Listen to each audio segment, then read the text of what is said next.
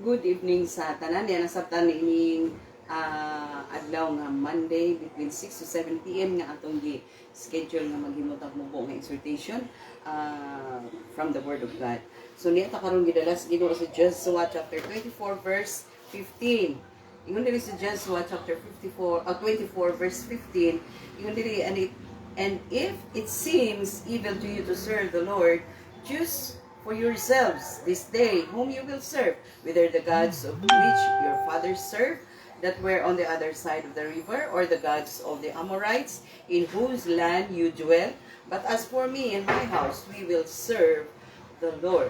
It talks about making decision whether to serve the Lord or not.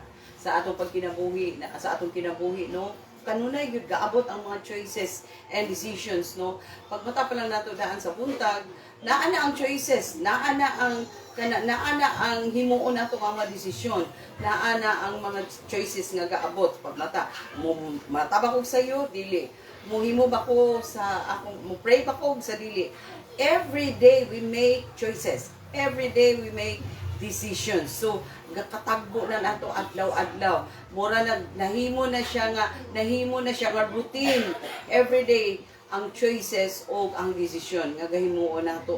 Attached na sa ato pag kinabuhi every day as a Christian ang choices and decisions. Pero dinhi giingnan ni Joshua dinhi no nga ang makita nato dinhi there are two things nga atong himuon or makita nato dinhi about choices and decision of serving the Lord. Nga gikinahanglan kaayo nga muhimo tag choices, muhimo tag decision in serving the Lord. Two things nga importante kaayo, no, about choices and decision. The first thing is the choices and decisions is very or imperative or in other word, importante kaayo o importante kaayo, gikinahanglan kaayo ang choices. Gikinahanglan kaayo that we have to make choices and we have to make decision.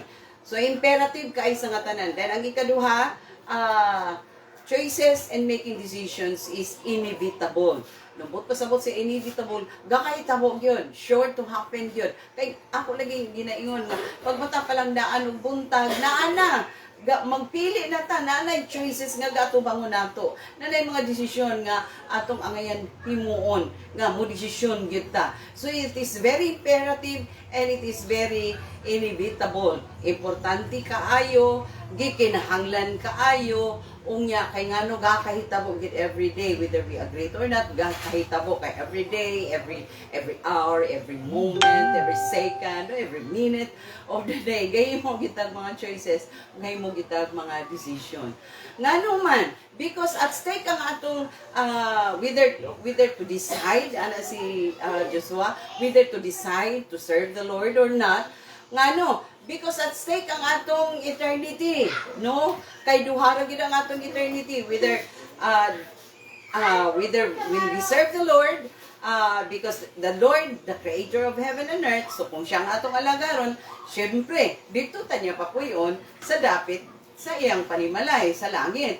Pero on the other hand, kung dili punta mo decide, dili na to pilion siya, o dili ta mo desisyon nga silbihan maalagad ta kaniya, dito ta sa opposite, di syempre, dili ta sa langit paingon, kung dili dito ta sa opposite nga imperno. So, mo na nga nakita nato diri nga pag-ingon ni Joshua nga choose you this day.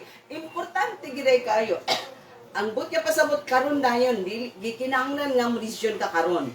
Gikinahanglan nga mo decision ka karon tungkol kanang inevitable, no? Inevitable gyud, dili kapugnan, mahitabo gayud. So at stake ang atong eternity. Mo nang gikinahanglan gyud kaayo nga mo decision tag mo alagad pa ta sa Ginoo o dili. Mo na karon ang atong gakaatubang nga mga choices, mo na karon ang atong gakaatubang nga angayan tag muhimog desisyon. Malagad pa ta sa Ginoo o dili. So mo na karon ang pangutana, no? Kay ingon si Joshua, but as for me and my house, we will serve the Lord. At stake ang atong eternity. If we will serve the Lord, the creator of heaven and earth, then kuhaon ta niya, papuyon ta niya dito sa diin siya nagpuyo no sa langit. Pero di ko ta malagad sa Ginoo at stay yapon ang atong eternity tungod kay dito ta sa opposite nga dapit di wala dito ang Dios nga creator of heaven. Wala dito ang Dios nagpuyo. Amen. Natin nakutlo karon nga very imperative kaayo ang decision and choices that nga gikinahanglan natong himuon, and very inevitable kaayo nga himuon nato adlaw-adlaw. Amen. Now nga natin nakutlo karon sa atong gisgutan sa Joshua chapter 24 verse 14. Amen. God bless us all until next Monday or 15 dili 14, 24.